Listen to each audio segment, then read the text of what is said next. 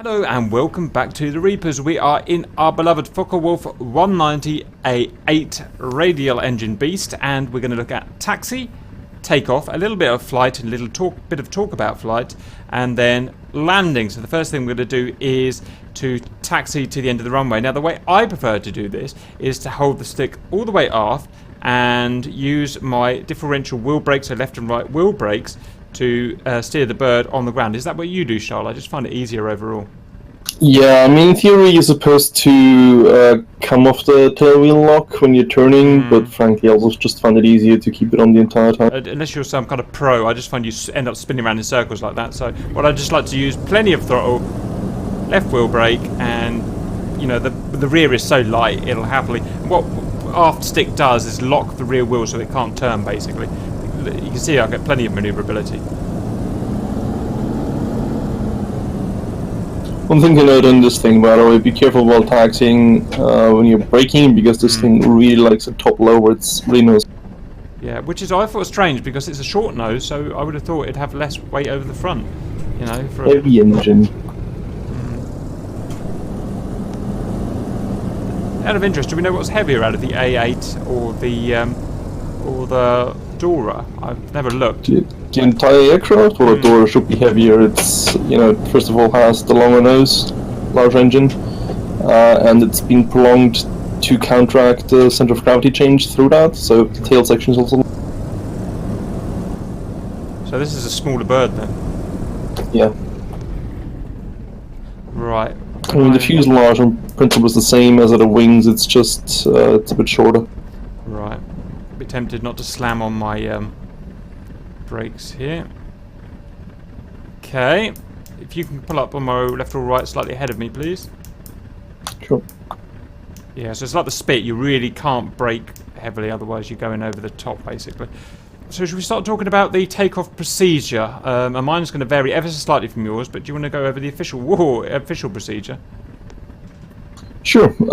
So in principle it's really quite simple. What you do is you set your flaps to takeoff position, you uncage your ADI, and then you just pull your stick back and, you know, smoothly throttle up, and you keep your stick back until you're throttle authority, so maybe at 100 kph or so. At which point you probably want to push your stick forward actually to get your tail wheel off the ground. Takeoff will be at about 170 to 180 kph, and below 250 kph you're supposed to retract your gear and then your flap.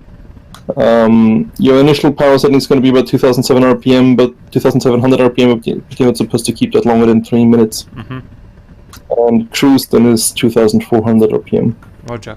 My slight deviation to that is because I don't have rudder pedals, so I have very little rudder authority, I just have a twist stick. So I like to keep my rear tail wheel locked via aft stick all the way until about 150, so that's before she's going to start worrying about rotation, but it gives me, basically it's much harder for me to control the yaw, so I'm going to vary ever so slightly, but it works perfectly fine. Do the same in the Dora. I mean, there is one risk of doing that. If you are slightly too late in letting go of the stick, basically, then you'll just force her off the ground too early and straight away stop. Yeah, roger. So it is a little bit of a trick. Yeah, okay. Right, so flaps, I've got start. Uncage the ADI. Can you remind me which way is cage and uncage, sorry?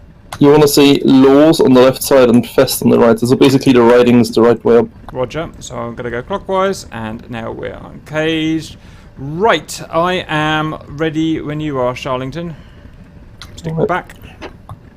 One thing actually also before we do take off, if you have separate buttons for retract and extend landing gear, there's a safety cover over the retract landing gear button, so if you don't just use the standard G button, then you will also either have to map that safety cover or open it before you take off, something like that. Yeah, we found that out the hard way, didn't we? Roger that. Yep. Alright, Charles rolling.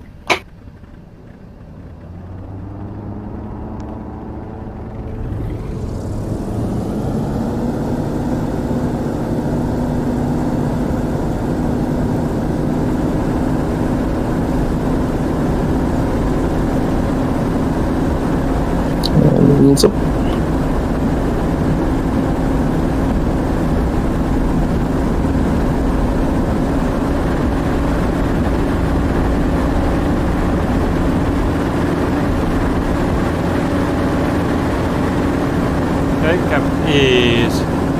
airborne. Just checking my gear is up.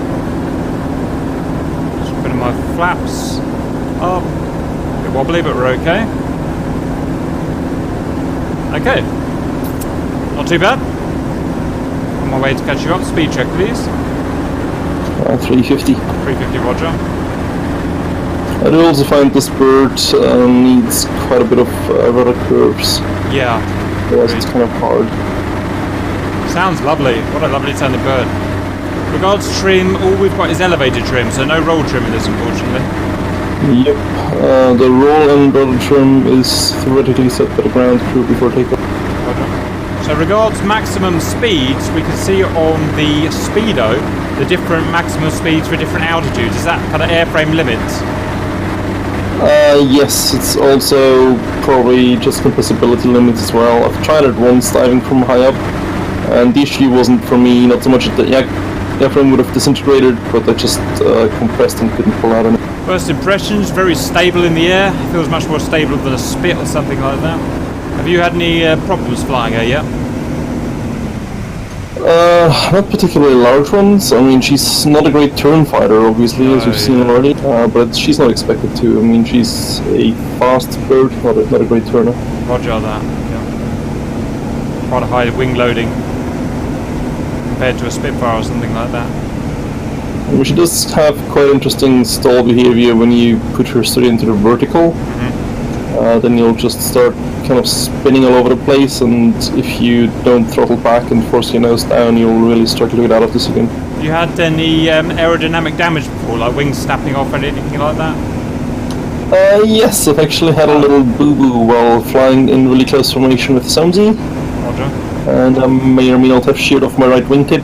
Oh, interesting. Which also lost me my right aileron, which was still flyable actually, and even landable. I managed to get home, but it was a pain in the ass, and my right wrist was kind of hurting afterwards. Lovely information. I mean, doing big flights is an absolute treat in the Dora, in the Focke-Wulf 190. So stable in formation compared to the others. Well, compared to a Spitfire at least, and a 109. Yeah, you'll notice she's not as affected by torque as any the other aircraft. I wonder why that is. Also, one nice thing, she won't have to trim as much as other warbirds, and that's actually historically accurate. That's something they noted when they were testing Focke-Wulf 190s that were captured at the end of the war. Okay. Wonder why? Because I've noticed she's not very trim heavy. I don't know, thanks to Kurt Tank, I suppose. Okay, well, do you want to start working our way onto a final somewhere? And as you do that, we can start talking about the landing procedure. Sure, I mean, you're basically downwind on something to our left there anyway, let's just go for that. Roger. Landing procedure also is rather simple, so you want to reduce your airspeed to about 300 kph before you deploy your gear. And also to somewhere between 220 and 300 before you deploy landing flaps.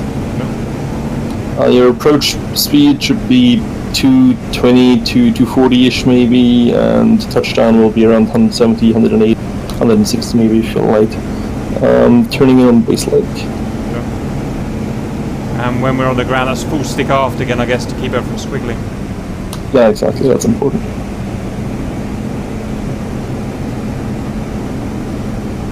Coming off the gas as well to reduce our speed.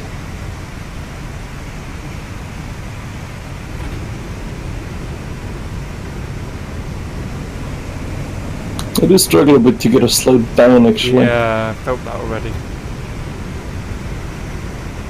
I guess she's not that draggy compared with a lot of them. Yeah, all the radials actually are comparatively draggier than Lionel. Right, 300 gear down. Can you give it a flip of throttle? Yep. And flaps down. Flaps down.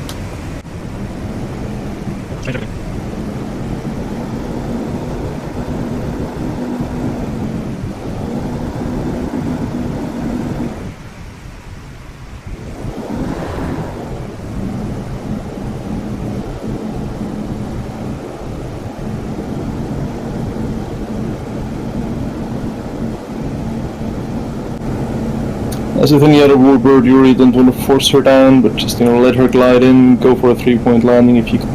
Roger.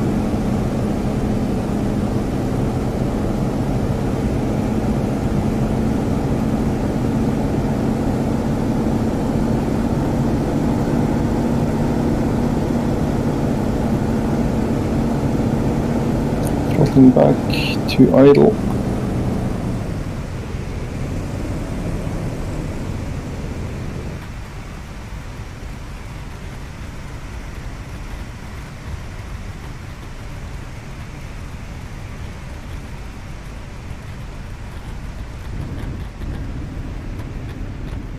I am behind you and blind, so just beware. Whoops, little bouncy, but okay.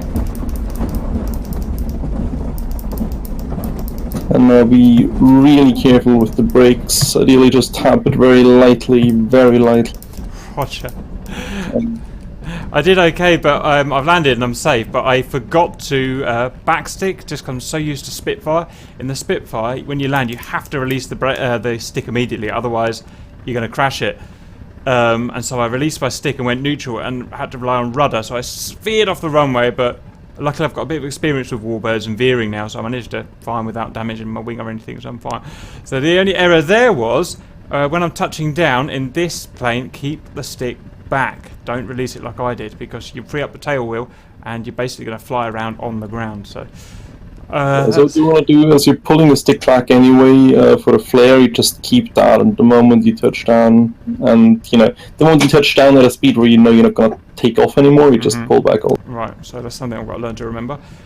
Cool. Other than that, it was I was a little bit off. I was a little bit wobbly, but she seems fairly forgiving. Wide landing gear. If I'd done that in the spit, I wouldn't have survived it. I was a little bit wobbly. So she is pretty forgiving. Nothing's pretty easy. A pretty easy one to start with. So the only problem I found with it is in harsh manoeuvres. Obviously, she's not a turn fighter, and she will stall the wing really easily, won't she? In harsh manoeuvres, yeah. Also, one thing to mention about the landing: you don't want to glide her in too high above the runway. Yeah. Because she can stall a wing rather suddenly. I think that's what I did. I did a Spitfire landing where you can literally touch down at 60 knots without stalling, and this one I just a wing started going down. So yeah, makes sense. Cool. All right, not perfect, but it's okay for a first time. Anything you want to add to taxi, takeoff, flight, and landing? Yeah, one thing we did forget to mention, you're supposed to, while taxiing and taking off, you're supposed to have your radiator flaps open the entire radiator flap, so this should be okay. Luckily I did have for that anyway, but that's to stop overheating on the ground, presumably. Yeah, also immediately after you've landed, as soon as you have a hand free to open it up, you should do that as well. Roger, cool. Right, I hope we've covered everything there. I hope that helps, and we'll see you later.